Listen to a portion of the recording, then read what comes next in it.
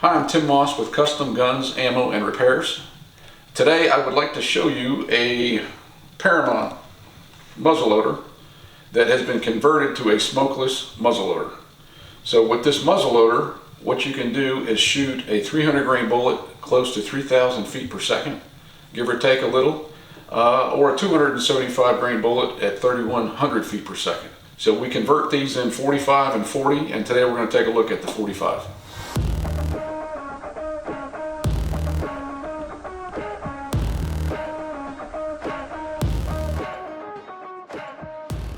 So I've seen on some of the smokeless muzzleloader forums that guys are saying that a Paramount has not been converted to a smokeless muzzleloader. Well, I've converted some to smokeless muzzleloaders, and some of the guys are saying they don't do it because the Paramount wouldn't make a good platform. But I found the Paramount to be a really good platform. So what I have on the table here is a factory Paramount, and I have one that's been customized to shoot smokeless powder. Paramount comes with a really good stock. So right from the get-go, you get a nice adjustable cheek piece on your stock. It's a good stock, and you get a nice receiver.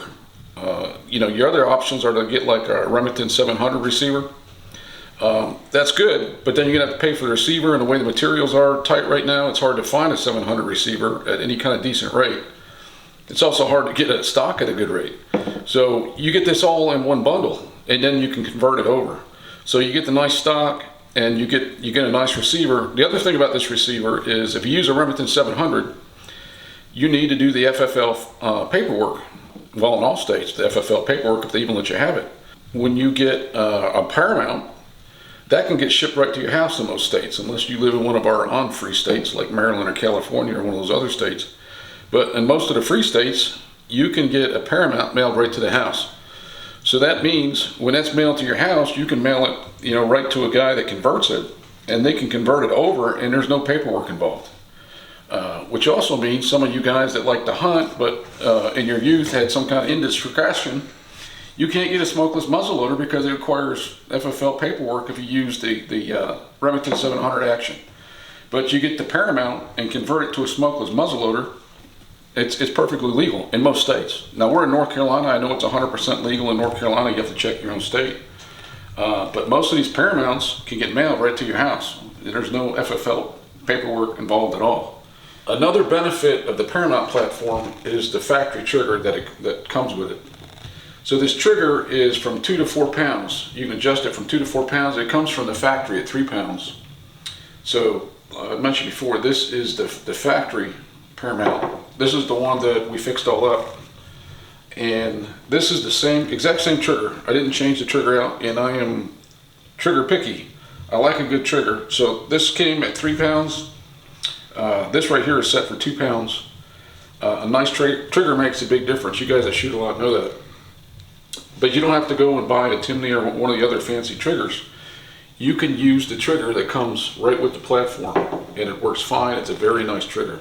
I'd like to show you a few other things that come with the Paramount package that you don't have to buy separately. So you have this handy pouch, keep all your accessories. You have this little holder here that has a collapsible ramrod. So that all comes with the package. It means you don't have to buy it separately. You have a range rod. I actually prefer the range rod to the collapsible rod. And we'll even take this when I go hunting. I'll just slide it in my backpack. But a lot of people like to have the collapsible. I like having the for sure sturdy ramrod. And you get a funnel for loading your gun. So this is not the funnel that you're going to see me using on the range. I have an upgraded funnel, but this does come with the Paramount. I upgraded my funnel so the center of the funnel, I can center my bullet, and the bullet goes right down the center. But it does come with a funnel. You can always upgrade it, but that is an extra benefit. So the big differences between these, you can see this is the factory barrel, this is a factory muzzle brake. We can start with the bolts. So this is the factory bolt, and it's got a spring in there. And some people say with this ignition system there might be a leak or so. I've never noticed a leak, but I've seen videos where guys did leak, so they upgraded them. So this is the factory bolt, and this is the upgraded bolt to take smokeless. So this is a bolt head that we make that screws on there. You can see the difference. But this enables you to use smokeless, that among several other things. So there's the bolt. We use the Hankins ignition system. There's several guys that have ignition systems for converting your muzzleloader to smokeless. We found that the Hankins system works the best. There's no excessive pressure, and that's what we're using when we're shooting these things at 3,000 feet per second. Now, we have tried the competitors, and you can see excessive pressure in the modules and how the primer wants to back out of the module. So we do the same load with Hankins ignition system, and there's no excessive pressure. I think it's a matter of where Hankins puts their bushing. The other guys have their bushing, in my opinion, in not a very good spot, and it makes the pressure back up. So the Hankins is what we use in these. And then the other thing we do is we change the barrel out.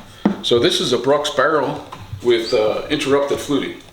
So you can get this non-fluted, you can get it fluted, you get interrupted fluted. So when you change the barrel out, of course, this barrel is thicker in order to accommodate smokeless muzzleloader pressures. So we have to inlet the stock. So we change the stock around a little bit. But it's a really good platform, these Paramounts, in order to change it to smokeless muzzleloader. And then what you can end up doing is firing about 62 grains of 4198.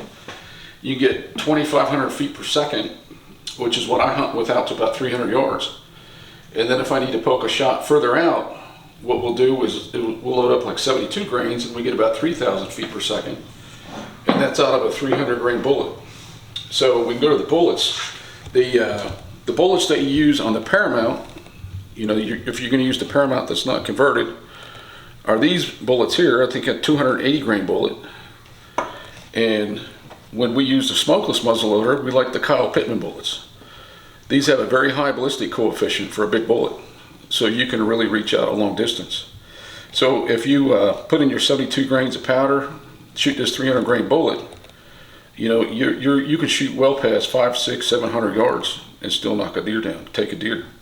And I'm not just saying that. I'm saying that as a hunter that has taken a lot of animals. I know some guys, they like to shoot paper, which I don't have a problem with that. I like to shoot paper too. And they shoot paper at really long distances. But just because you can hit a paper at 600, 800, 1,000 yards and hit it close to the bullseye, doesn't mean that that round is still going to knock and take animals down.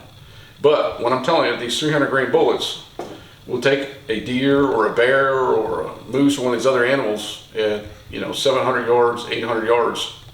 I'm telling you that from experience. It'll really take the animals at that distance. Just not punch paper at that distance, but take animals. So I've taken a lot of animals throughout my years. I've been hunting since I was 12. And recently I did shoot a 500-pound black bear with this 300 grain bullet. And that bear rolled over like it was hit by a freight train. It was about a 180-yard shot. Didn't go anywhere. Didn't run off. It just blew him over, and he landed on his side, and he was dead. I mean, it was that quick. And same way with the deer that I've taken. So I want you to know I'm not just telling you that this will effectively take these animals. You know, you're not going to be hitting animals at that distance, and they're going to run off and die, and you can't recover them. I mean, these are recover the animal shots. And to show you that I am a hunter, I'm going to include some of my animals I've taken in the video. As far as the modules go, this is the module that goes in the factory Paramount. And this is the module. And we get these modules, depends on the ignition system. Like I said, we've got them from Jeff, we got them from Luke. And the way that fits right in, the bolt head. And this is purposely made a little loose. That way, if this module expands at all, it shuts tight. If it expands at all, you can still slide it out after you fire the bullet, because it is a lot of pressure, so they can expand it just a little. So those are the two differences. Now, if you get a smokeless muzzleloader that has the capabilities of this, I've seen them start at like $5,000. That's actually why I got interested in making them myself, is because I saw the high cost. I thought, man, there has to be a less expensive way than this. So because you're getting a very good base kit for about $1,000 from the Paramount, you're getting the stock, you're getting your receiver, you get both those for like $1,000 bucks. Now, a few years ago, you could do that with the Remington 700 action, and another stock. But nowadays, I can't even find a Remington 700 action. So you can still find the Paramount. This is I can't remember if I mentioned it or not. This is a Brooks barrel. Ken over there at Brooks makes excellent barrels. And the more you shoot these things, the better they shoot in. So I've had this one about a year. This one I made for myself, and this is what I hunt with, taking in a year's time a lot of animals. This Brooks barrel, when I first got it, it grouped about 1 1/4 inch, which, you know, that's not the best grouping. It's not bad. But now that I've shot, you know, 100 or so runs out of it, I group about 1/2 inch. So she keeps getting tighter until the barrel's broken in. And I've also noticed when I shoot the 2,500 feet per second, if I'm shooting at stuff like maybe 200 to 300 yards, I'm getting about a 3/4 inch group. When I load, I don't know why, but when I load up, maybe because it makes the bullet expand more and hit the rifling better. But when I shoot at 3,000 feet per second, I get a 1/4 inch group. Let's take a closer look at the bolt heads, the breech plugs, and the bolts. So here's the factory bolt, here's the factory bolt head, and here's one taken out. So one of the issues is when you do these conversions is getting the headspace correct, and the other is indexing your bolt so your module slides in. Let me show you what I'm talking about. So we'll grab one of our modules. When this bolt's in the open position, you want this indexed with the timing so that this slides right in. So if you screw this in and this is facing up or down, it's not going to work with the module. So it needs to screw in where it stops right at this spot. So they have a couple different solutions for that. What they do with the Paramount is they don't use that module. They use this module. This is the module that is used. So you can see it doesn't have any groove for it to slide in. And what happens is when you bolt this in and shoot, this expands and you need a tool to get this out. So when you undo the bolt, it's not gonna just take your module out. So I'm not saying that it's wrong, I'm just saying it might not be the best way to do that. But it's mass produced. So it probably is the best way to mass produce it. And here is their bolt head, and it's got a spring, and they take care of the spacing issue by the spring. So if this is, say this is a little tight or a little loose, the spring's gonna make up the difference. So that's the Paramount's solution. So other guys have tried coming up with solutions. Here's one of them here. So what they do is, they've said that the tolerances are so tight on the Paramount that they don't worry about the head spacing. They just screw that right into the bolt head, and they expect it to close correctly. And then the other solution that they came up with for the timing to make sure that this opening here works where the module will go in, they have a 3-piece unit. So I don't know if you can see I'm spinning this around. So this rotates. So when this part screws into the bolt head, then you can rotate this around to where the module goes. See how that it rotates? And once you finally get it where it's all correct, then you back it out and you can put some Loctite in there. The problem I've had with these is that when I go ahead and shoot with the module, grab another module, after I take my shot using this bolt head, I can't get my module out. My module gets stuck, which is not good if I'm in a hunting situation. It's not good when I'm target shooting, but I especially don't want it to happen on a hunt. So what we've done is we made this bolt head. I might have mentioned before that we make this bolt head. So anyhow, we've made this bolt head, and everything's fixed. It's all one piece. So when this screws in, we have the headspace correct, and we have the timing where this lines up perfect to take your module. And the way that we're able to do that, now if I was mass producing, it wouldn't be an efficient way.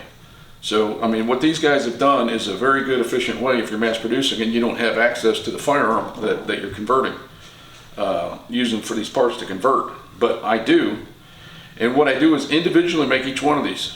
So I adjust the headspace as this is getting fabricated. So I'll individual for each rifle. So the dimensions might be slightly different by thousands for each rifle, but I'm able to make them because I'm converting the rifle right on site. So I'm getting my headspace correct. If it's too tight, you might be able to take a couple shots and then your bolt doesn't want to close. Or if it's loose, you know, you could end up having gases escape. So you want it just right and you want this timing right. So the way we fabricate that is by having the gun on site, having the receiver on site, and we custom make each one of these heads for each gun instead of mass producing them where you can put them in, you know, hundreds of thousands of different rifles. So let's take a minute and look at the breech plugs. This is the factory Paramount breech plug, and this is where the module fits. So what happens is that bolt head closes, it shoots. Of course, this is all happening in the receiver here. This module expands, and you can see you're not going to get your fingers in here to pull this module out. So they give you a tool to get the module out. But that's the factory Paramount, and this is rated for Blackhorn 209. And this is the breech plug for the conversion. So this is smokeless powder rated breech plug, and that module goes in here, and of course it goes in the bolt. Then it'll slide in there, slides in there, and then the bolt turns. So that's what's happening in this action right here. And then after we fire, we're gonna open the bolt, and it withdraws, and then you remove it.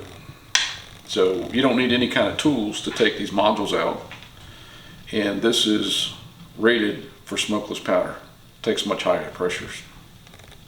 Another nice thing about the Paramount is that it comes with the tools to deprime and prime modules. So it's made to do the factory modules, which we're not using. We're using these modules, but it still works to do the other modules that we're going to use. So we just knock it out, set it up here, put the module on, put the little punch in the hole, and we're going to knock the primer out.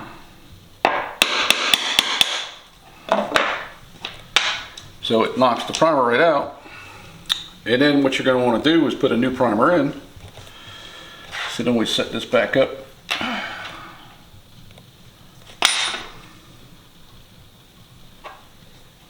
You have to center it. Now sometimes I use this press and put it together that way. That guarantees that you can't accidentally set off the primer. But you can also tap it back there.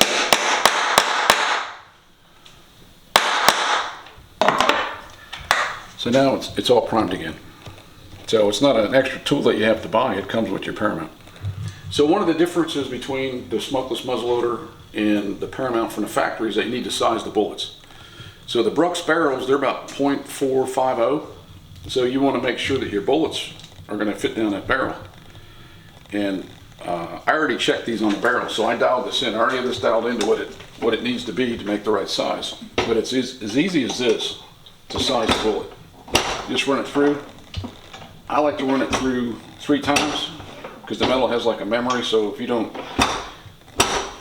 run it through 3 times, it might expand back. I found 3 times makes it last quite a while.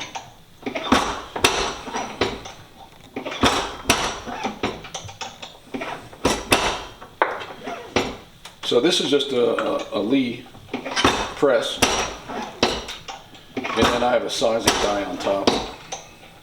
And you dial in what size, what diameter bullet that you want to have. So we got the bullets that we need now in order to go shoot the muzzleloader, and we can go down to the range and see how that goes.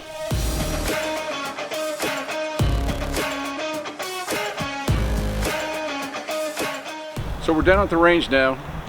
When I was in the shop, I'd mentioned that the 300 grain bullet out of the 45 is somewhere around 3,000 feet per second. So I don't want you to take my word for it. I wanted to show you. We'll take a shot right now, run it through the chronograph, and see how many feet per second it comes up. So we're going to load the gun. For those that don't know how to load these, get your funnel, and I always like to wrap a funnel, either my hand through it or around a couple fingers, that way I remember to take it out. Put the powder in. I usually tap the barrel a little bit to make sure that powder's going down. Put in one of our Pittman bullets. This is the 300 grain. Get our ramrod.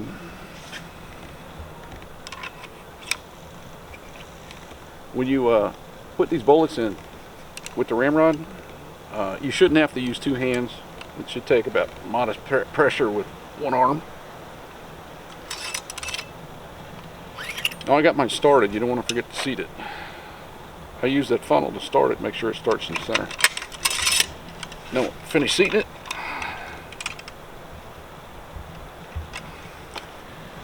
I got a true mark on here so I know that I have it seated at the right depth. You don't want any air gap in between there. You don't want your barrel blowing up. So I got it seated. It's ready for priming. So I'm going to set it right there until I get it primed. And I'm not going to forget my ears. So we have this muzzle brake. If you shoot this without the muzzle brake, which you can, it's going to kick about like a 458 Winchester Magnum, which is a very stout kick. If you have one of these muzzle brakes on, one of these heavy duty muzzle brakes, it's going to kick like a 308. But the recoil, the blast, you don't want to shoot. You don't ever want to shoot anyway without ears on, unless you're using a silencer. But even if I didn't have this muzzle brake, I would want my ears on to shoot. But if I would shoot with this muzzle brake and forget to put my ears on, I might not, literally, you might not hear anything for several days except for ringing. So the muzzle brake's nice. It cuts down on the recoil a lot, but make sure you wear your ears. Either way, muzzle brake or not, wear your ears. But I'm telling you, if you take this hunting, you know, some guys, well, I wear ears on the range, but they don't when they're hunting because they want to be able to hear. Well, wear a game ear or something, and make sure, especially when you're hunting, because you can really damage your ears. So we're all ready to prime, and then we're going to take a shot. We got the chronograph on. So I like to just slide my bolt out, put in my module, make sure I got the primer in my module, which I do. Slide it shut. All right, now we're going to see how many feet per second we get.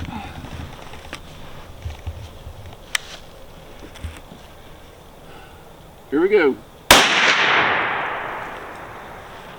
All right, 2977.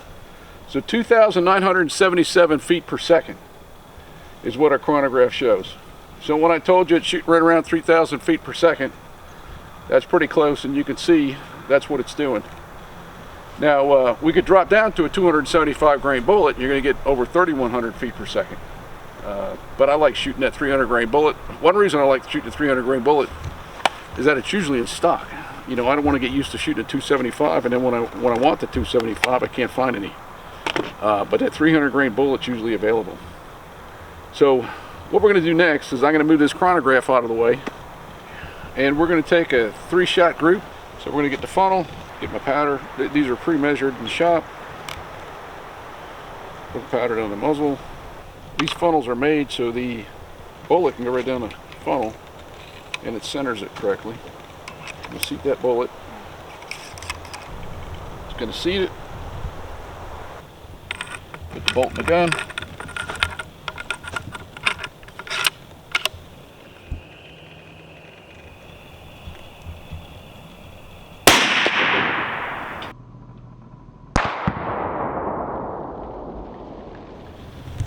Load her up again. Funnel. Bullet.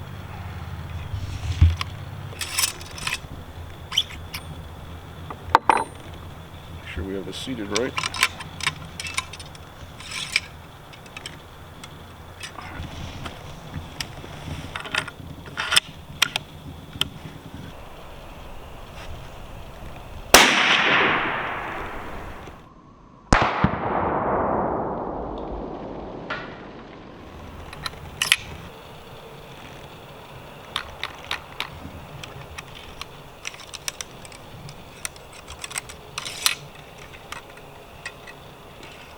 Mark.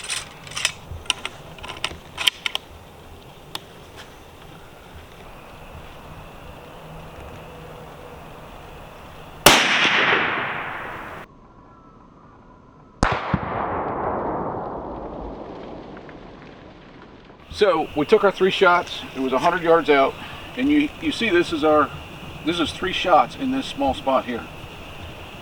It's about a half-inch group. You know, you would measure the widest spot minus 0.45, and you're going to see that it's about a half-inch group. Now, for some of you guys that don't know and say, well, I thought you were supposed to hit the bullseye, this is where I aimed. What we're concerned about is the group size. When that gun was shot last, it was December, and I had a big jacket on, and I had a big jumpsuit. So I looked like Tim Allen in the Santa Claus. I mean, I was just all bloated up with a lot of clothes, and I sighted it in wearing those clothes, and I didn't change that. So this is the difference. That's why it's shooting a little bit to the right. So the thing isn't that it didn't hit the bullseye. The thing is that it groups about a half-inch. So if I was to take this hunting now, it's like 60 degrees and I'm only in a sweatshirt, then I would dial it into the bullseye. But I'm probably going to leave it in right where it's hitting, because I don't competitively shoot that muzzleloader, and I'm going to keep it all set up the way that I hunt with it when I'm dressed in thick winter clothes, sitting up in the mountains hunting deer in November, December. So that's a 3-shot group. It's a half-inch or less. We can make the same thing for you guys. You can send us a Paramount. We can have the Paramount and then do the conversion, or you can send us your Paramount, we do the conversion. We can do it in 45, we can do it in 40 caliber, whichever you prefer. We got some guys that love the 40. It shoots at over 3,100 feet per second with just 65 grains of powder. We had the chronograph out. We showed you this. I think it was 2,977 feet per second. Or you can back it off. You don't need to shoot it that hot. You can shoot it at 2,500 or anything in between, even less than 2,500 if you want. But it's whatever you guys want to do. So some guys like the smokeless because they don't like the cleanup and the mess of the black powder, and some guys like it for the velocity, and I like it for the combination of both. I don't have the soot all over my hands when I'm shooting. I don't have a cloud of smoke, and I can see where the animals go. You can see the impact of your bullets when you're shooting smokeless. And I can shoot those 300 grain Pittman bullets at close to 3,000 feet per second if I want to take a 400 and some yard shot, or even further. I have personally, I've taken deer out to 800 yards. It's not something I do every day, but if I'm well practiced, then I don't mind taking those shots, and I've shot deer out to 800 yards. So these guns will reach out, and it's a very cost-effective way to get you a high-end muzzleloader that shoots over 500 yards in the smokeless version. I don't know if you guys seen the other guys on the internet, or some of the guys with their own TV shows. When you're paying for one of those guns that is not a Paramount conversion, you're paying $5,000 and up. Well, you can be shooting in that same range of gun, much less expensive with a Paramount conversion. So if you want one, give us a call. It's Custom Guns and Ammos. The phone number is 336-655-7631, and the information will be on the video how you can get in touch with us. Thanks for watching.